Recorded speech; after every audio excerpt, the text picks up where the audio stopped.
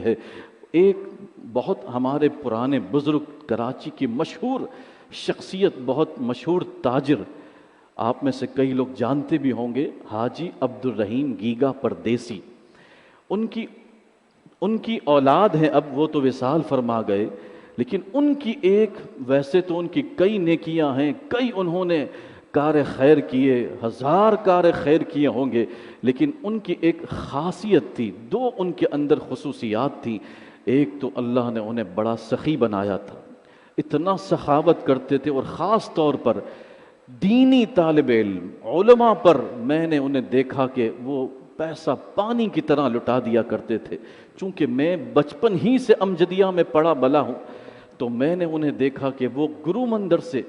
نماز پانچوں اوقات پڑھنے کے لیے امجدیہ آتے تھے، اور بچوں سے دینی تعلیم سے محبت کا یہ عالم تھا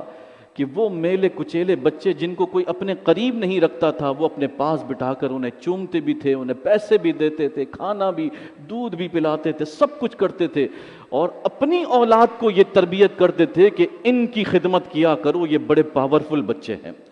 یہ جو بچے ہیں دینی طالب علم ہیں، یہ بڑے پاورفل بچے ہیں، ان کی تم خدمت کرو گے تو اللہ تمہیں برکت دے گا۔ اور ان کی یہ جو خصوصیت تھی، ویسے صدقہ خیرات زکوٰۃ انسان کو پوشیدگی میں دینی چاہیے، لیکن بچوں کی تربیت کے لیے انسان کچھ بچوں کے سامنے دے اور بچوں کے ہاتھ سے دلوائے، تاکہ بچوں کی تربیت ہو کہ میرا باپ کس طرح دین کے کاموں میں پیسہ خرچ کرتا تھا۔ ہم چلے جائیں گے، لیکن ہم نے اگر یہ وراثت میں اپنے بچوں میں یہ چیز منتقل کر دی تو پھر ہمارے بچے بھی سخاوت، ہمارے بچے بھی یہ کار خیر کرتے رہیں گے، کیونکہ بچہ اپنے باپ کی عادات کو ایڈاپٹ کرتا ہے، وہ ان کی ساری طبیعتوں کو اخذ کرتا ہے، تو وہ جب بچے کے سامنے آپ اس کے ہاتھ سے دلوائیں گے، اس کے ذریعے سے کروائیں گے، تو وہ فطرت وہ بچے میں منتقل ہوگی۔ اور ہم نے اپنی آنکھوں سے دیکھا کہ انہوں نے جو اپنی زندگی میں جو بیج بوئے تھے، جو بچوں کے دینی طلباء سے محبت کے، آج ہزاروں نہیں لاکھوں طلباء ان کی اولادیں مدارس قائم کر کے، مساجد کا جال بچھا کے بچوں کی دینی سرپرستی کر رہی ہے۔ ان کی ایک خاصیت تو سخاوت، اور دوسری خاصیت تھی کہ وہ کثرت سے بسم اللہ بسم اللہ کی تکرار کرتے تھے، ہر وقت، ہر جملہ کہنے سے پہلے، ہر بات کہنے سے پہلے، کوئی بھی بات ہو پہلے بسم اللہ پھر بات، پہلے بسم اللہ پھر بات، حتیٰ کہ اتنا بسم اللہ کی کثرت کرتے تھے کہ ہم چونکہ چھوٹے چھوٹے تھے تو ہمیں ان کا نام نہیں پتا تھا، تو پورے مدرسے میں یہ مشہور تھا کہ بسم اللہ بابا آ گئے، نام نہیں پتا تھا تو مشہور ہو گئے کہ بسم اللہ بابا آ گئے، تو لوگ بھاگے بھاگے جاتے تھے، ان سے ملتے تھے،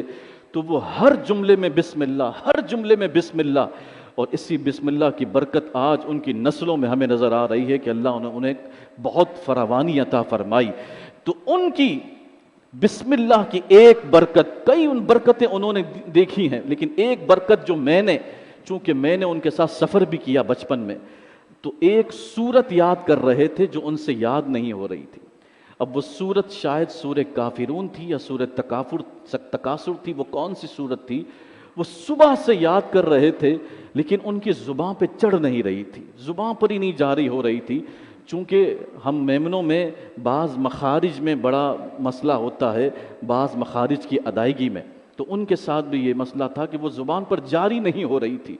اور وہ صبح سے لگے ہوئے تھے، مجھے سناتے، پھر صحیح نہیں، پھر یاد کر کے سناتے، پھر وہ یاد نہیں ہوتی، تو وہ پورا دن گزر گیا، اور پھر وہ دل برداشتہ ہو گئے کہ یاد نہیں ہوگی، پھر وہ اپنے ذکر و فکر میں لگ گئے۔ دوسرے دن وہ بڑے خوش، ان کے چہرے پر بڑی رونق، چہرہ ان کا پر نور تھا، اور وہ سورت جو ایک دن پہلے بالکل انہیں یاد نہیں ہو رہی تھی، زبان پر نہیں چڑھ رہی تھی، وہی سورت ان کو پوری زبانی وہ سنا رہے تھے۔ پوچھا گیا کہ کیا ہوا؟ بولا ہوا تو یہی تھا کہ یاد نہیں ہو رہی تھی، رات تک کوشش کی، یاد نہیں ہو رہی تھی، پھر بالآخر میں دل برداشتہ ہوا، دل شکستہ ہوا، اور واضح رہے کہ رسول اللہ صلی اللہ علیہ وسلم کا فرمان کہ شکستہ دل اللہ تعالیٰ کا گھر ہوتا ہے۔ انہیں کیا پتا کہ رسول اللہ کا ایک فرمان یہ ہے کہ ایک شخص جو قرآن پڑھنے کا ماہر ہے نا، جو قرآن بڑے اچھے انداز میں پڑھ سکتا ہے، اس کے لیے تو حضور نے فرمایا الماہر بالقرآن مع السفرۃ الکرام البررہ، کہ جو اچھا قرآن پڑھتا ہے اس کے ساتھ کرام بررہ فرشتے اس کی رغبت میں صحبت پاتے ہیں. اور جو مشکل سے قرآن پڑھتا ہے والذی یقرأ القرآن ویتتعتع وہو علیہ شاق، اور جو شخص قرآن دقت سے مشکل سے پڑھتا ہے، اس کو نہیں آتا، اٹک اٹک کر پڑھتا ہے، مخارج ادا نہیں کر پاتا، لیکن پڑھ اس لیے رہا ہے کہ میرے رب کا کلام ہے، صرف اس محبت میں کہ نہیں میرے رب کا کلام ہے، پڑھنا ہے، دشواری ہی صحیح پڑھنا ہے، تو اس قاری کی نسبت رسول اللہ نے فرمایا وَهُوَ عَلَيْهِ شَاقٌ لَهُ اجران، اسے ایک اجر ملتا ہے، اس مشقت میں پڑھنے والے کو اللہ دگنا اجر عطا فرماتا ہے.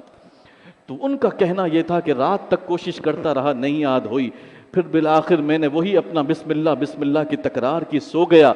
رات بسم اللہ پڑھتے سویا، لیکن صبح اٹھا تو اللہ نے میری زبان پر وہ سورت زبانی طور پر جاری فرما دی تھی. وہ سورت ان کو زبانی یاد ہو گئی اس تسمیہ بسم اللہ کی تکرار کی برکت سے. یہ تو دینی فائدہ ہے، اور دنیاوی فائدے بھی ہم نے دیکھے، اللہ نے انہیں بہت عطا فرمائے. تو یہ بسم اللہ کی بڑی